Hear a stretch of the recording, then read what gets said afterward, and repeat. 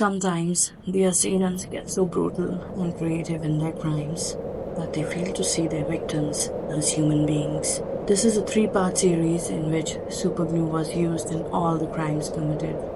Each case is more vicious than the other. Today we will discuss the case number 3 which occurred in Bihar, India. But before that, if you are inquisitive about the dark, please subscribe to my channel, It's Too Dark. And now, without much further ado, let's deep dive. Two men were riding a bike through the streets of Gaya in Bihar with a gunny bag stuffed between them on the seat. It was 1:30 at the night when they entered a petrol bunk and purchased some fuel, proceeding to pack it into a plastic bottle. Now, buying and collecting petrol in takeaway containers is illegal in this country.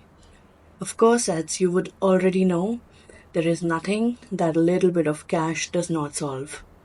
The bike was wobbling due to the weight of the gunny bag and the bottle of the fuel hanging precariously from the pillion seat hook, and high speed at which the rider was zooming through did not help ease the balance a lot.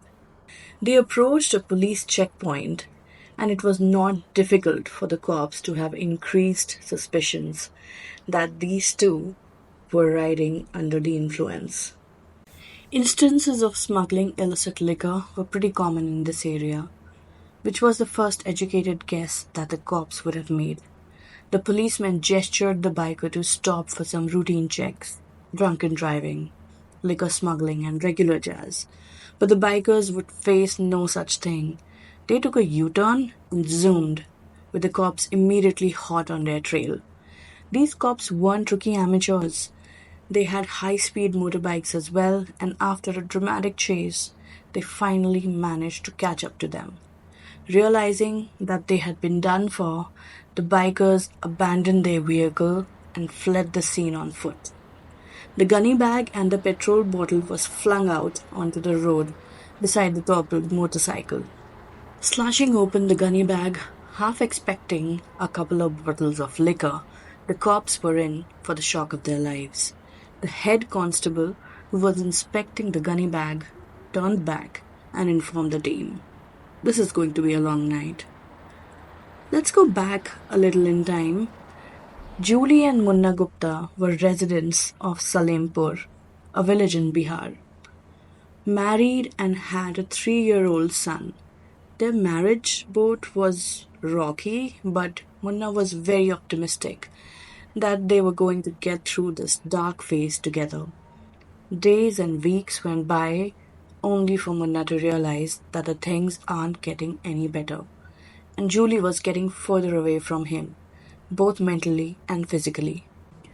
His frustrations were rising because he was unsure of what to do to better things. Nothing had been working out till then.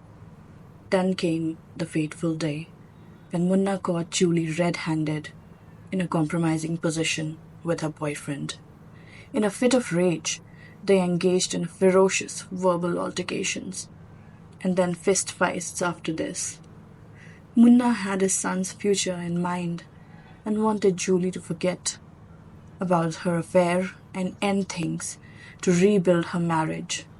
But Julie was least bothered on mending the family fractures. These verbal altercations worsened day by day, and Julie finally decided to call it quits and return to living with her parents.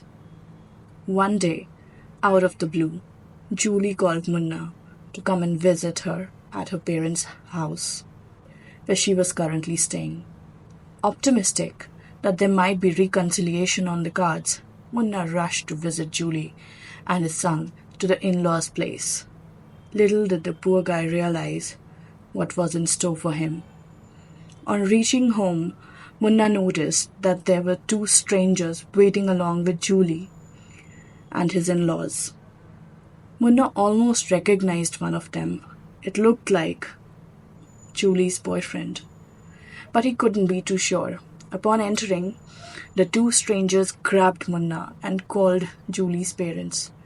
The 4 then proceeded to gag Munna and tie him up in knots. Julie vacuumed Munna's mouth and nose shut using Fevikwik, a superglue brand commonly available at Indian grocery stores.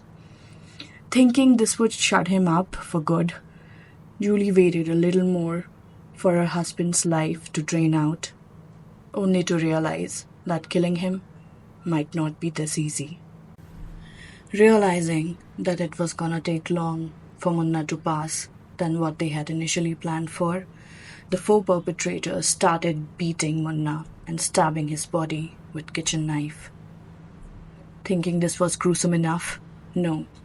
I haven't even revealed the most bone-chilling detail of this whole episode yet.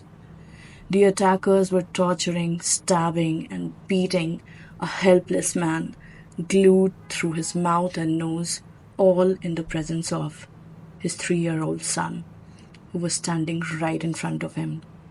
Yes, let that sink in. A 3-year-old toddler seeing his father getting tortured and murdered right in front of him.